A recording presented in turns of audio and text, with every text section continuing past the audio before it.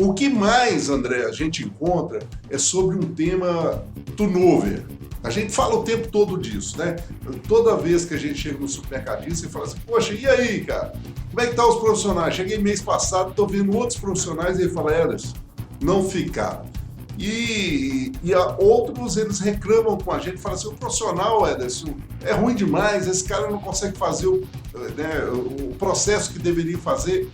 Aí fica aquela pergunta, né? Qual a forma correta para a gente se lidar com contratações desses profissionais? Porque é ali que está o erro, não é isso? Beleza, correto. O grande problema é justamente esse. Muitas vezes o supermercadista, né, muitas vezes o varejista, eles estão criando problemas para eles mesmos. Né? Quando você fala sobre o turnover, a rotatividade, a dificuldade de manter as pessoas dentro da equipe, tem a ver com as pessoas, mas também tem a ver com o ambiente, né, que se estabeleceu aí dentro dessa loja. Então, na realidade, quando existe isso de forma acentuada, a gente pode perceber que isso é um sintoma. Isso está escondendo, isso é um sintoma e esconde doenças internas, tá? Dificuldade de liderança, dificuldade o senso de justiça que existe no trato, né, com os colaboradores. Então, passa, inclusive, desde a questão da remuneração, né? Passa desde a questão, às vezes, das comissões, até mesmo das escalas. Então, isso deve ser feito com um senso de justiça e de equilíbrio muito grande, porque as pessoas podem se sentir mal com isso e por isso, né, ter essa percepção de que não é um lugar digno para se trabalhar, e aí existe esse entra e sai o tempo todo na loja, mais por problemas internos, né? Quando entra e sai, e você disse muito bem sobre o turnover, André, a gente percebe que há um erro. A gente encontra muito esse lojista e a gente fala assim, olha, por que esse cara entrou então? Né? Já que ele é ruim, por que ele entrou? Por que os profissionais, nós já estamos demitindo esses profissionais? E parece que o erro está na entrada, né? E aí, fala um pouquinho para nós aí dessa importância de uma boa entrevista. Né? Perfeito. Essa entrevista é essencial mesmo para que a gente possa selecionar um profissional. E você acha que deve se contratar uma empresa especializada para fazer isso ou dá para ele fazer isso na loja também?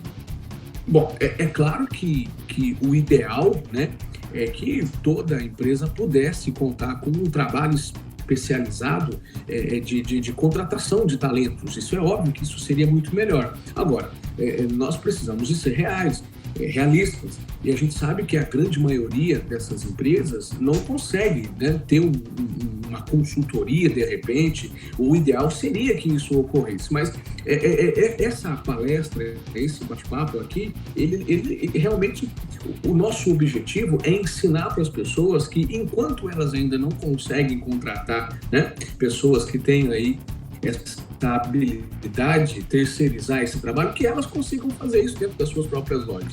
O negócio é o seguinte, a entrevista é essencial. Nós precisamos de parar de amadorismo. Eu vejo que quanto mais uma empresa se comporta de forma amadora em relação às suas pessoas, mais elas têm problemas. Contrata o vizinho, contrata o primo do encarregado, contrata o filho do cliente que mais compra ao longo do mês e atendendo, né, a demandas políticas, né, a demandas aí no sentido da conveniência, mas se esquece de que ali existe um profissionalismo, é uma empresa que existe por trás. Então, um sistema de contratação profissional, ele começa no processo de recrutamento, né? Quando você que está assistindo a gente, né?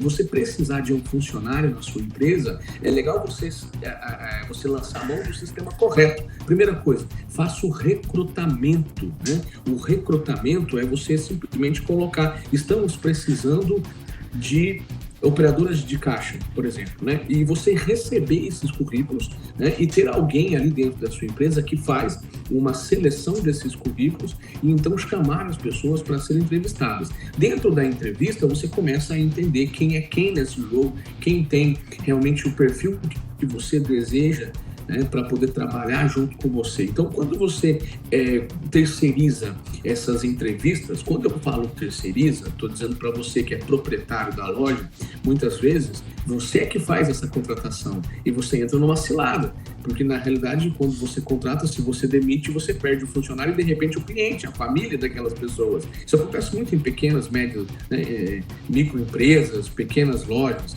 Então, se você terceiriza isso, ou seja, você não tem mais responsabilidade em relação, né, entenda isso, né, você não tem essa responsabilidade negativa, de repente, de uma demissão. Isso é um sistema que existe dentro da sua empresa, tá? Então, contratar de forma profissional tem a ver com recrutar, tá?